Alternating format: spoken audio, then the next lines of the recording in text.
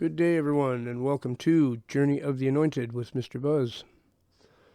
I'm going to start this video with one thing I want to talk about, and then I'm going to veer away from it. I want to bring it up, and I've meant to in a few different videos, and I always forget, so I'm going to do it this time.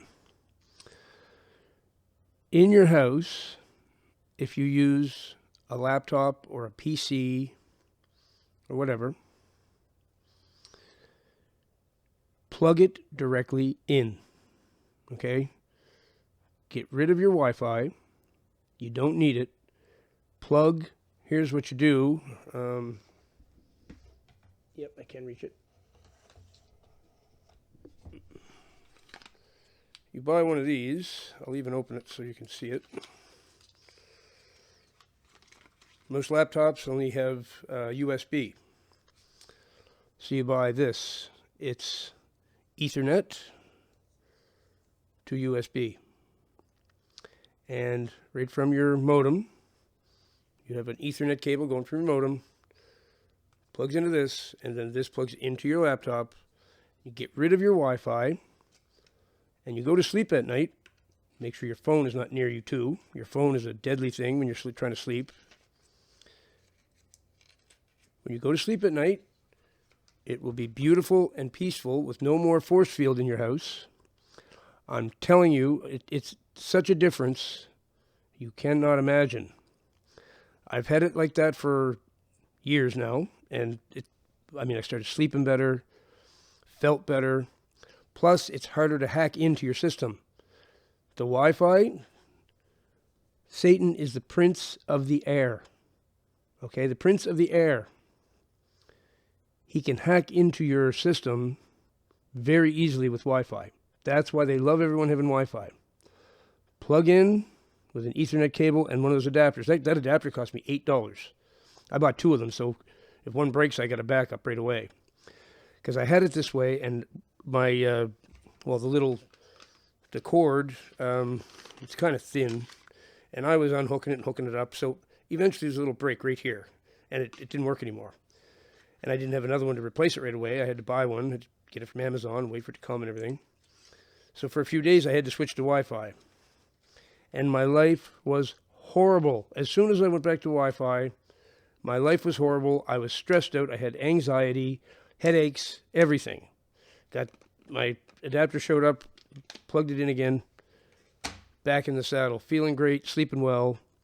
I can't stress it enough how important it is. Get that Wi-Fi away from you. It's a force field. That's what I've always known, or always called it. You don't notice it because you don't have anything to compare it to. Get rid of it. For a couple days, you'll go, oh, wow, I can't believe what I just did for my life. I'm telling you. And nobody's been hacking into my system at all, except when I'm on Wi-Fi. When I had to gear up the Wi-Fi again, that's when my settings are all being messed around with, and people can hack right into your system if you're on Wi-Fi. Plug in directly with that little adapter I showed you, and you are making an improvement in your life you can't even imagine. Then make sure your bed is not near where your smart meter is outside your house. My smart meter is on that wall way at the other end, and my bed was right above it, so I had to get my bed away from that, because I was not only in the force field with the Wi-Fi, but I had radiation coming off of that, and it was terrible. I was doing some serious damage to myself. Got to eliminate that stuff, and you won't believe how much better you'll feel. Okay, that's all I wanted to say about that. Now, the actual topic of this video, we're going to talk about conformity. Conformity is something I've always been afraid of. Not just that I didn't like it, but I've been afraid of it. Since I was very small, since I was young, if I saw the kids, my parents tried to force me to play with kids because I was an only child. I didn't know how to interact with them, and I was extremely mature for a child. I wanted to sit with adults and talk about their career choices and adult stuff.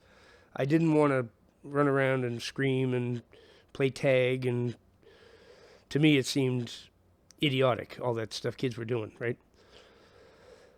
So they would try to force me to interact with other kids. They'd have friends come over and they'd bring their kids, and then I'd have to play with them. I'd have no choice. And they'd be sitting there with their Star Wars figures, and they'd have these little scenarios going on, and I'd be looking at them going, are you mentally ill? I wasn't normal, okay? I was the one that was really weird, not them. They were just typical kids. But one thing I started to notice is that they would all conform to each other's behavior. And it terrified me. It's like, what's going on with that? How come that one is trying to act just like that one? Whoa. And I just, gave me the creeps. I couldn't believe it. Why would anyone want to act like someone else instead of acting like they want to themselves? I was big on individuality when I was young. Very big on that. And then I went to school.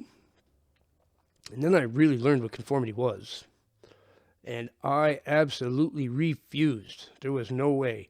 I remember the teacher telling me, you're going to have to just fall in line with the others. And I went, no, you can't make me. It's not happening. And I was very serious about it. Well, a lot of people are probably listening to me say this right now, and you still don't understand the danger of conformity. But let me give you a good example here. The best example we have known to man now, COVID-19. Do you think it was the conformists or the individuals who fell prey to all the evil that was implemented during the COVID-19 plandemic, scamdemic, whatever you want to call it, evil military operation, crafted by DARPA and CIA? Who was it that fell for all that stuff? Who was afraid? Who lost their lives because of that thing that I can't say? Who lost their lives? Was it the individuals who weren't worried about what other people thought and said of them? Or would it have been the people who didn't want to be accused of, you hate everybody, you want grandma to die, all this stuff, and, oh, no, I don't, I'm a good person, I'll do it, here, right? It's the conformists,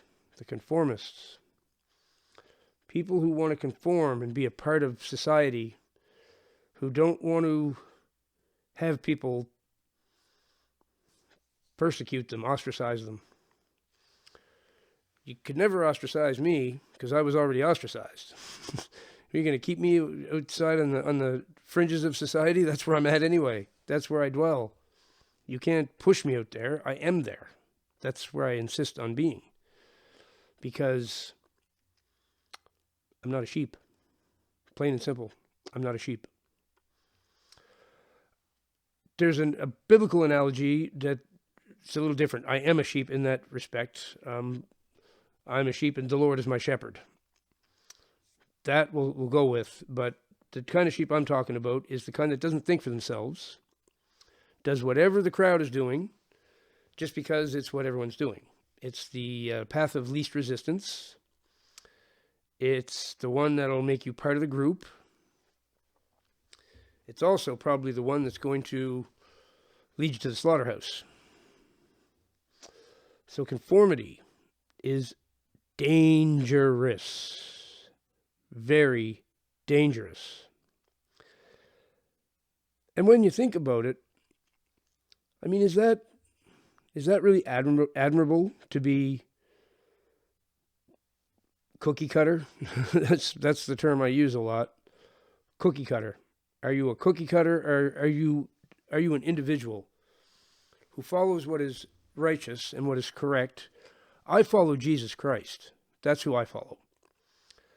If Jesus Christ says, this is the way to go, this path right here, then that's the way I'm going. I don't care if everyone else is going 5 other ways. Whatever way Jesus points and says, this way, that's the way I'm going, no matter what. That's non-conformity. Because believe me, the conformists are not going the way that Jesus wants you to go.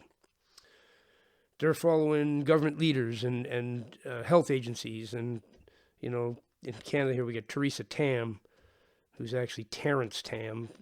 Don't even get me started. The conformists are going to follow that. It's a member of the Chinese Communist Party, actually. That's what Theresa Tam is. We have a health official, the head of the whole thing, who's a known member of the Chinese Communist Party. And we go along with it and do what she says. Really. I mean, that's where conformity will get you. That's where conformity will get you. So, here's the thing. People don't want to be pushed outside the group and persecuted and ostracized, right? Why not? Why not? I enjoy that. I completely enjoy that. Because afterwards, it's COVID-19, for example. The very first day, everybody's scurrying around and doing what they're told and washing their hands with their sanitizer, and they got their masks on and they're 6 feet apart from everybody, and they're doing it all, right? And I'm looking at them and I'm telling them right out, I'm like, guys, first of all, and I just start naming off the evidence of why what they're doing is completely ridiculous. Well, of course, they're going to yap. You want grandma to die and you don't care, and they go on like that. Well, who gets to look smart and cool after all is said and done and the chips have all fall where they may? Did they get to look good, or did the people who did what I did get to look good? We looked like real scholars because we had it figured out the first day. A whole bunch of us did. We saw it. We took the time to research. We realized that they changed the definition of what a pandemic was. We realized that they were twisting the PCR tests around to suggest that they could diagnose stuff, which says right on the box of them, doesn't diagnose anything. Masks, same thing, says right on the box of every one of them. Not to prevent transmission of diseases, doesn't work for that. Nope. I mean, the evidence was so clear, and all it took was a thinking individual to look into it, be a nonconformist, and you look like the scholarly one. You look like the smart one for sure. The conformists didn't look too smart. They just didn't. The conformists never are going to look smart because they're not looking for the evidence. They're not looking for reasons why you don't do this or why you do this. They are just looking for what everyone else is doing, and they're going to do the same thing. It doesn't matter if everyone else is wrong. They're going to follow them anyway because that's what everyone's doing. Right? This is where conformity will lead you. And you might have good intentions, but the road to hell is paved with good intentions. Remember that. So, be a nonconformist. Follow Jesus. Conform to him. Conform to what Jesus says. Then you got it right. Every time you got it right. Because he's perfect. He's lived a sinless life. He never sinned during his whole lifetime down here. He beat the devil. Proved the devil was a liar. I mean, he's done it all. He's a perfect being. Completely perfect. So follow him and conform to what he says, and you'll always be right. And he's not going to ever tell you to put no mask on your face, stay 6 feet away from all your loved ones, and inject yourself with some poison that's possibly going to kill you. He's not going to do any of that. So you'll get to live a much more enjoyable life, too, if you follow him, because you won't have to do any of that silly garbage. Right? It's going to happen again, folks. Another one of those is coming.